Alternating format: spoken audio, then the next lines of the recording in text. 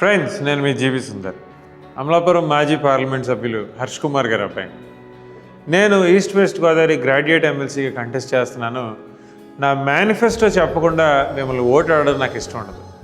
నా మేనిఫెస్టోలో 6th point government employees గురించి రాశాను. And it comes to government employees, మీ అందరికీ ఒకటి చెప్తాను ఏంటంటే, నా ఏజ్ 34, నేను నిజాలే చెప్తాను, నాకు అబద్ధం అంటే ఇష్టం ఉండదు. నేను కంటెస్ట్ చేసేది ఒక ఎమ్మెల్సీ పదవికి.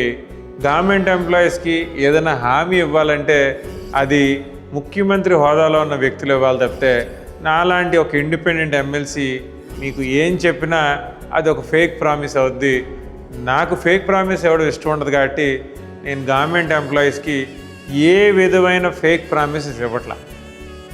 కానీ మనస్ఫూర్తిగా నేను చెప్పేది ఏంటంటే, మీ ఉద్యోగ సంఘాలు లేదంటే మీ ఉపాధ్యాయ సంఘాలు ఉన్నాయి, ఖచ్చితంగా అన్కండిషనల్గా ఆన్ రికార్డ్ చెప్తున్నాను, మీ ఉపాధ్యాయ సంఘాలు మీ ఉద్యోగ సంఘాలతో కలిసి నడుస్తాను. అది 12th PRC గురించి కానివ్వండి, ఓల్డ్ పెన్షన్ సిస్టమ్ గురించి కానివ్వండి, లేదంటే మా మదర్ కూడా ఒక గవర్నమెంట్ ఎంప్లాయే కాబట్టి మీ రిటైర్మెంట్ బెనిఫిట్స్ గురించి కానివ్వండి, 100% మీ అసోసియేషన్స్తో in the interest of the employee, in the interest of the society మీతో కలిసి నడుస్తానని మీ అందరికీ ప్రామిస్ చేస్తున్నాను. మీ బిడ్డ లాంటి వాడిని అనుకోండి. నా ఐడియాలజీ ఒకసారి వినండి. నా ఐడియాలజీ ముందుకు తీసుకెళ్ళడానికి మీ సపోర్ట్ నాకు చాలా అవసరం. ఒక్క అవకాశం ఇచ్చి చూడండి, తప్పకుండా నాకు నేను ప్రూవ్ చేసుకుంటాను, మీ అందరి మన్ననలు పొందుతాను.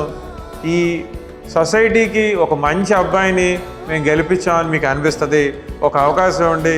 జీవి సుందర్కి 1 మీద రాసి నన్ను గ్రాడ్యుయేట్ ఎమ్మెల్సీగా గెలిపించమని మిమ్మల్ని అందరినీ కోరుతున్నాను. Thank you.